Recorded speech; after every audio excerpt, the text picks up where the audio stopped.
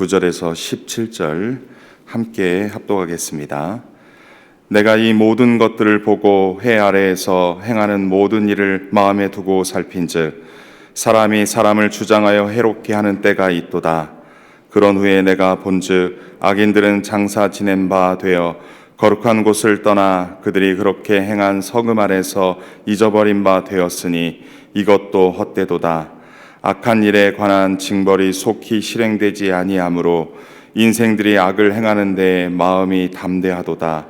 죄인은 100번이나 악을 행하고도 장수하거니와 또한 내가 아노니 하나님을 경외하여 그를 경외하는 자들은 잘될 것이요 악인은 잘되지 못하며 장수하지 못하고 그날이 그림자와 같으리니 이는 하나님을 경외하지 아니함이니라.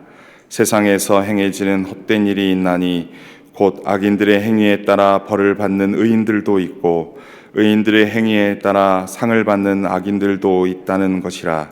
내가 이르노니 이것도 헛되도다. 이에 내가 희락을 찬양하노니 이는 사람이 먹고 마시고 즐거워하는 것보다 더 나은 것이 해 아래는 없음이라. 하나님이 사람을 해 아래에서 살게 하신 날 동안 수고하는 일 중에 그러한 일이 그와 함께 있을 것이니라. 내 마음을 다하여 지혜를 알고자 하며 세상에서 행해지는 일을 보았는데 밤낮으로 자지 못하는 자도 있도다. 또 내가 하나님의 모든 행사를 살펴보니 해 아래에서 행해지는 일을 사람이 능히 알아낼 수 없도다. 사람이 아무리 애써 알아보려고 할지라도 능히 알지 못하나니 비록 지혜자가 아노라 할지라도 능히 알아내지 못하리로다. 아멘. 잠시 개인적으로 묵상하는 하겠습니다.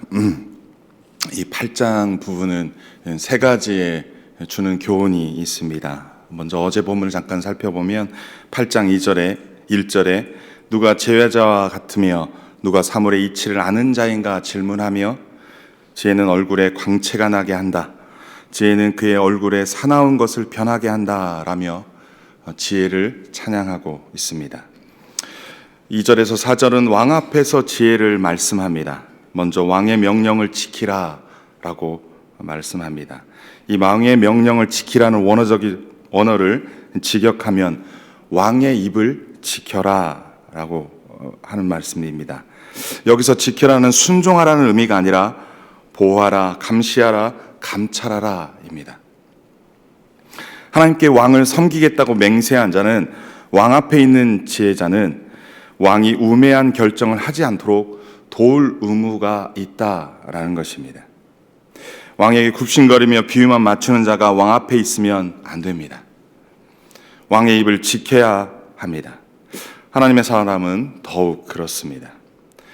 3절에 또한 왕 앞에 있는 지혜자는 왕이 슬기롭지 못한 명령을 할 때 왕에게서 물러날 자유가 있지 않다라고 말합니다. 왕이 잘못하는 것을 뻔히 보고도 자기만 의롭다고 그 자리를 피하고 떠나서는 안 된다라는 것입니다. 또한 왕 앞에 있는 자는 왕이 악한 일을 도모하도록 아무 생각 없이 왕에게 복종해서는 안 된다 말씀합니다. 그렇다면 슬기롭지 못한 왕 앞에 있는 자는 어떻게 해야 합니까? 4절에서 6절 말씀에서 그 말씀을 합니다. 왕 앞에 있는 자는 왕이 슬기롭지 못한 명령을 한다고 왕에게 함부로 말하지 말라는 것입니다. 왕에게는 권력이 있기 때문에 왕 앞에 있는 자는 때와 판단을 분별하여 왕에게 조언하라 말합니다. 여기서 때와 판단은 시기와 방법을 의미합니다. 조언하는 것도 때에 맞게 그리고 방법이 지혜롭게 해서 조언하라라는 것입니다. 왕 앞에 있는 자가 왕께서 무엇을 하시려 하십니까? 라는 질문을 할 때 큰 용기가 필요한데 지혜로운 자는 그렇게 할 때 그 때와 방법을 분별하여 행해야 한다라는 것입니다.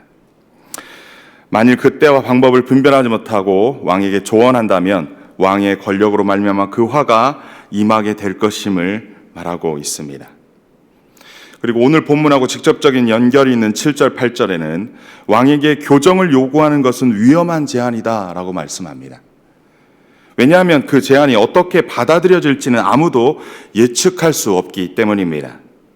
하지만 왕 앞에 있는 자는 기억해야 할 것이 있습니다. 그것은 침묵의 복종을 강요받지 않으려면 바람을 주장하여 움직이게 할 사람도 없고 또 죽는 날을 주장할 사람도 없다는 것과 또 한 가지는 악은 확실히 심판받도록 되어 있다라는 것을 기억해야 한다는 것입니다. 사람이 어찌할 수 없는 것이 있습니다. 그것은 왕이라 할지라도 어찌할 수 없는 것입니다. 사람이 장래일을 알지 못합니다. 바람을 함부로 주장하지 못합니다. 사람의 생사를 주장할 수 없습니다. 그것이 절대 권력을 가진 왕이라 할지라도 말입니다. 악이 확실히 심판받는다고 말씀하시는데 이 말씀은 오직 하나님만이 주장하심을 강조하고 있습니다. 우리 눈에는 보이지 않지만 우리 하나님은 실제로 존재하십니다. 살아계셔서 모든 피조세계와 인생들을 주관하십니다.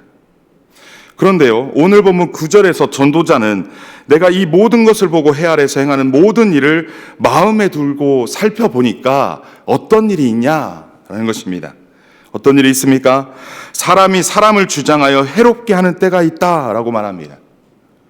인생들을 주관하고 모든 피조세계를 주관하는 분은 하나님이신데 사람이 사람을 주장하여 해롭게 하는 때가 있다라고 지금 본문은 말하고 있는 것입니다. 이러한 일은 어떠한 일입니까? 우리가 살아가는 이 세상에는 권력자가 따로 있고 그 권력자에게 해를 당하는 일이 있다라는 것입니다. 이것은 당하는 사람에게는 분행한 일입니다. 10절에 보면 그들을 악한 자라 말합니다. 이러한 일을 행하는 자를 악인이라 말하고 있습니다. 본문에서 우리 하나님은 어떤 분이십니까? 사람이 사람을 주장하여 해롭게 하는 것을 싫어하시는 하나님이십니다. 그를 악인이라 칭하는 분이십니다. 그런데 10절에서 14절에 전도자가 그러한 악인들의 모든 일을 마음에 두고 살펴본즉 모든 것이 헛됨을 알았다라고 말합니다. 어떤 것들이 헛됩니까? 10절 보니까 전도자가 악한 사람이 죽어서 무덤에 묻히는 것을 보았다라는 것입니다. 누구나 다 사람은 죽습니다.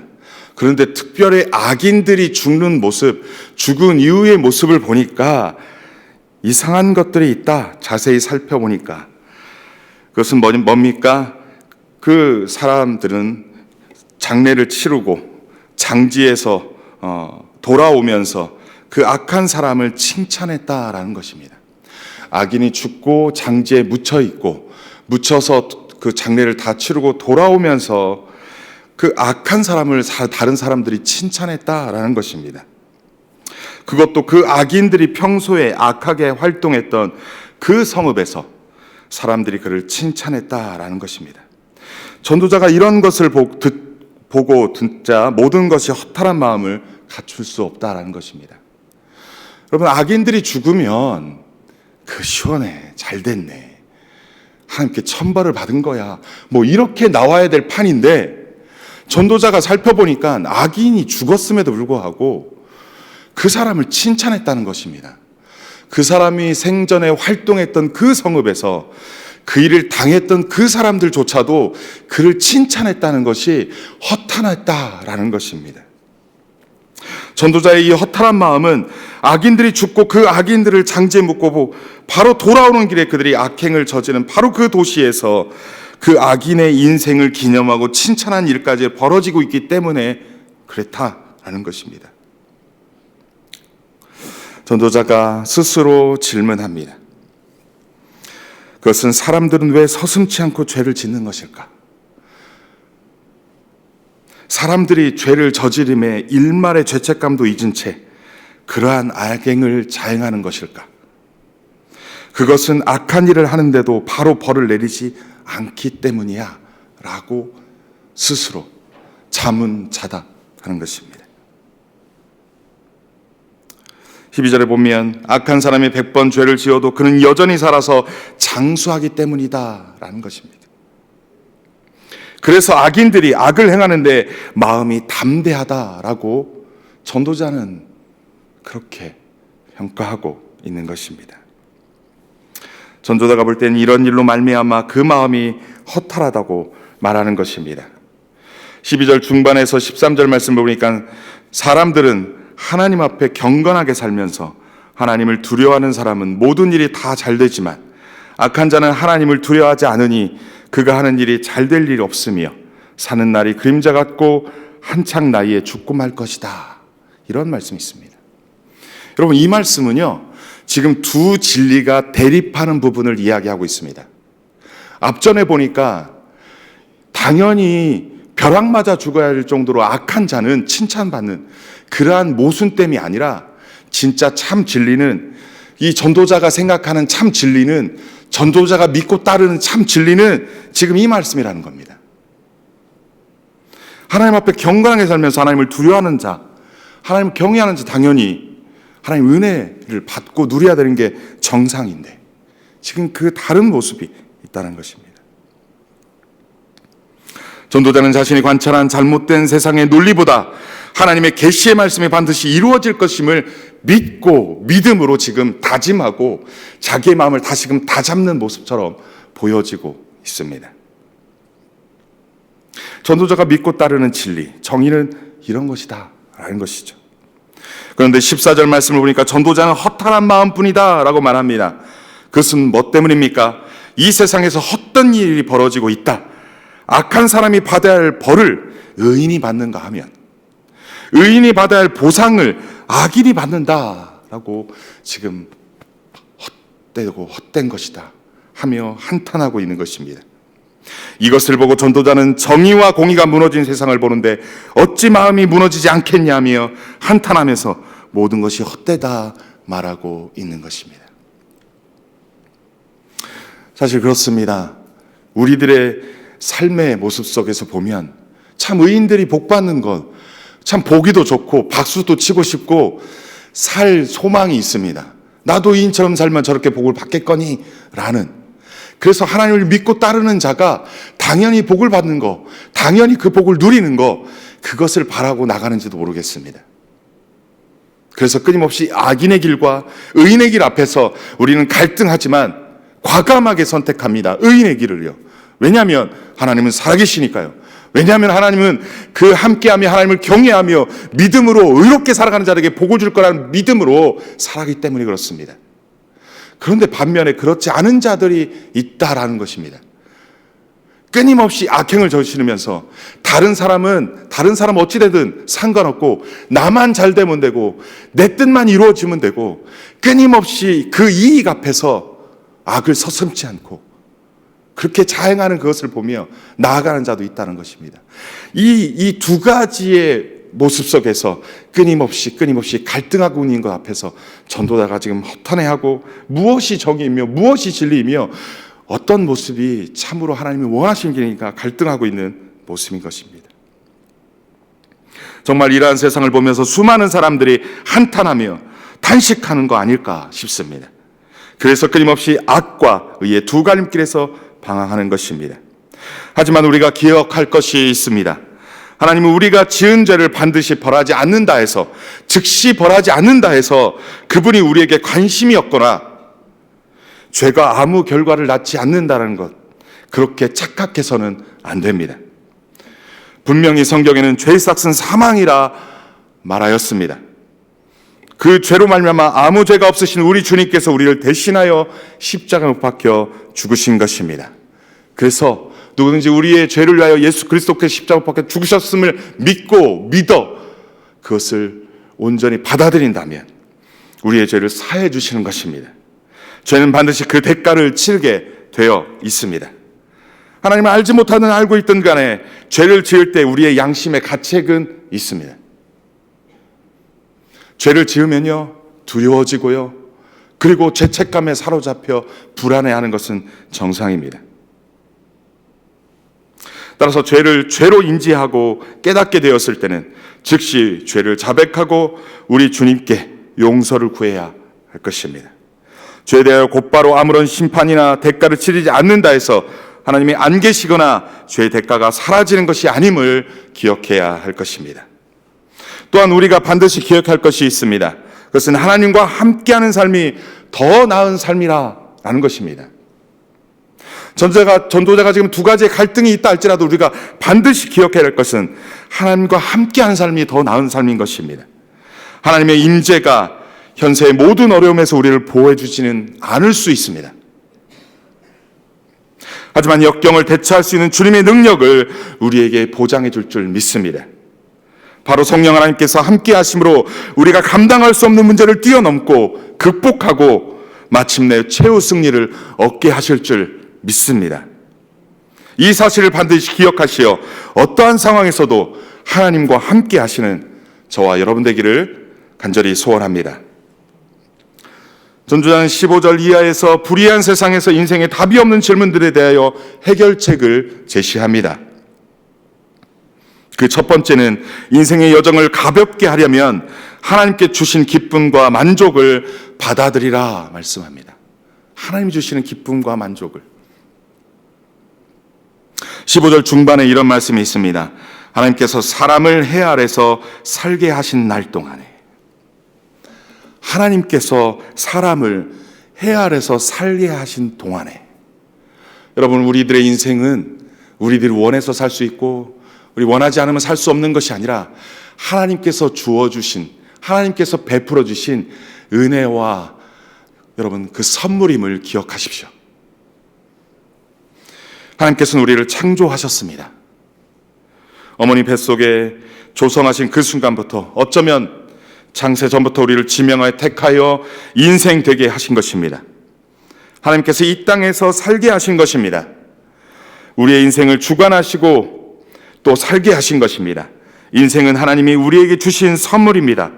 그것을 받아들이는 것 또한 하나님을 인정하는 것입니다. 우리에게 인생을 주신 것, 우리에게 생명을 주신 것, 우리에게 호흡을 주신 것, 그분은 하나님이심을 인정하는 것. 여러분, 거기서부터 우리의 인생이 복됨을 출발합니다. 복되게 출발하는 것입니다. 전도자는 무엇보다도 불의한 세상에 산다 할지라도 하나님이 주시는 것 외에 그 부조리, 불합리, 불이성 이러한 것들에게 마음을 빼앗겨 에너지를 소비하지 않기를 원하십니다. 하나님이 내게 허락하신 것들을 기뻐하며, 하나님이 내게 허락하신 것을 기뻐하며 받아 누리며 살라라는 것입니다. 우리가 말씀 보기 전에 하나님이 우리에게 주신 복을 세어보라라고 우리 찬양했습니다.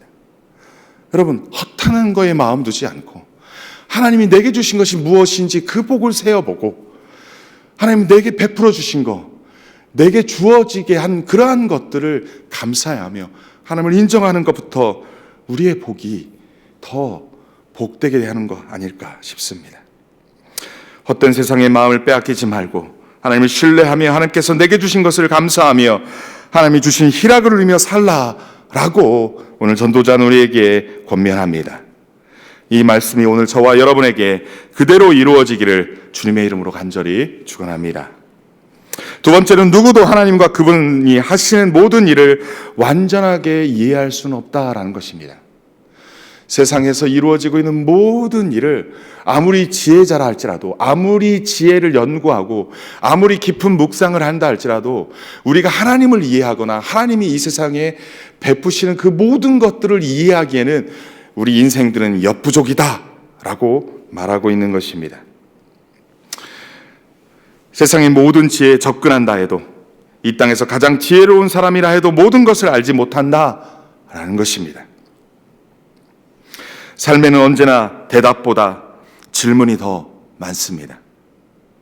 그렇다고 해서 우리가 알 수 없는 인생의 많은 문제로 인하여 하나님께 주신 기쁨과 하나님께 주신 믿음과 또 사역의 어둠에 두려워져서는 안 된다라는 것입니다.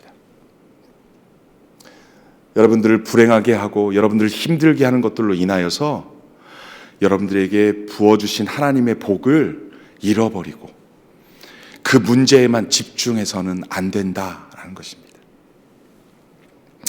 우리는 우리의 문제보다도 크신 하나님이 우리와 우리의 삶을 다스리신다는 그 믿음을 잃어버려서는 안 될 것입니다. 하나님을 신뢰하며 그 하나님의 다스리심과 통치를 신뢰하며 그 하나님 안에서 살아가도록 오늘 지혜자는 우리에게 권면하고 있는 것입니다. 하나님의 완전성을 인정하는 것, 하나님의 완전성을 인정하는 저와 여러분 되기를 소원합니다.